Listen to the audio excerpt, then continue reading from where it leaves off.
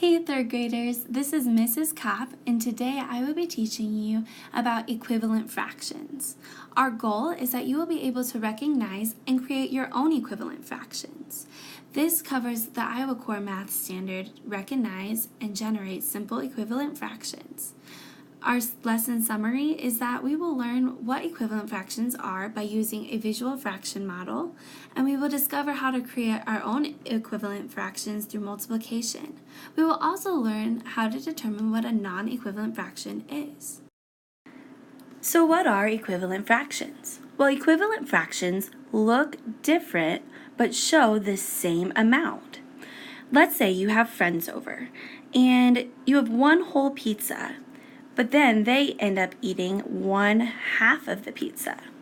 Then the next day, you have more friends over, and there are only 2 of them, but you only have 1/2 of the pizza left. Well, you can split that 1/2 of the pizza up into 2/4, which would be of the whole pizza over here. And then let's say you have 4 friends over instead of just 2. Well, you could split this pizza up into 4 different ways, which would represent 4/8 of the whole pizza over here.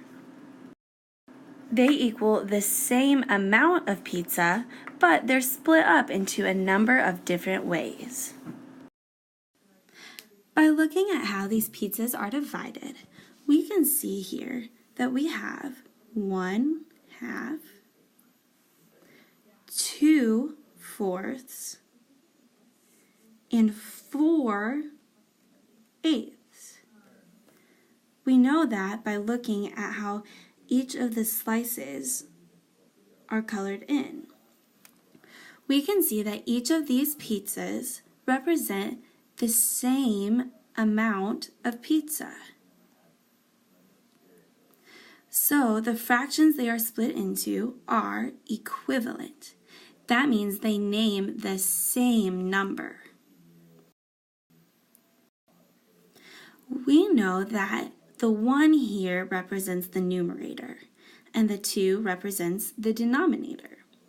By looking at these fractions, we can notice a pattern. The pattern is that from 2 to 4, there is a multiplication of 2. And the same thing actually happens with going from 4 to 8. And we don't only do that to the denominator. We actually do that to the numerator as well. And that's how you can create an equivalent fraction. Another way that we can determine equivalent fractions is through the use of a visual fraction model.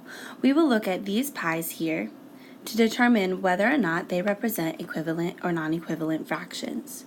To start out, we will count up the number of colored spaces in each pie. On the left, we have 1, 2, 3 colored spaces out of 4.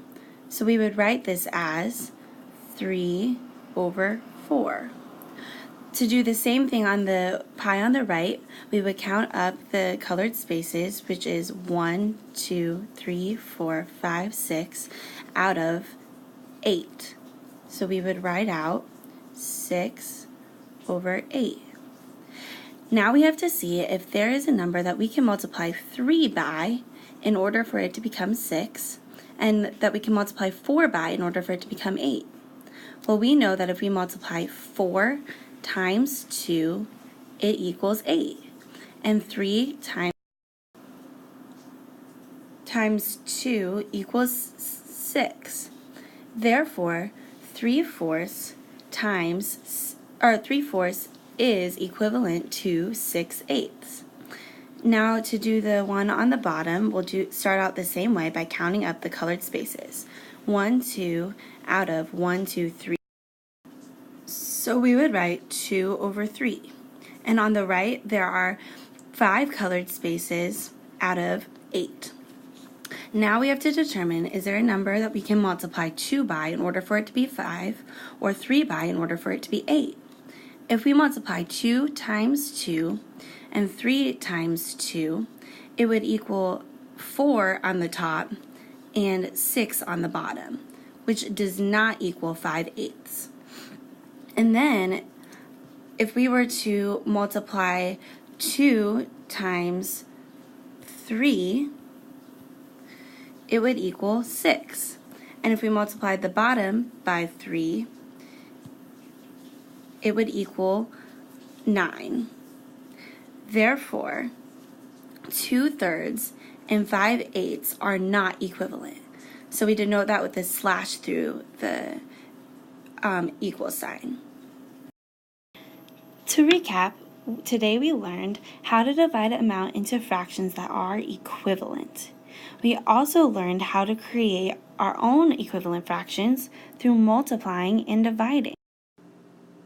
The last thing we did was we learned how to recognize an equivalent or non-equivalent fraction through the visual fraction model. You guys did a great job today, and I hope you have a great week.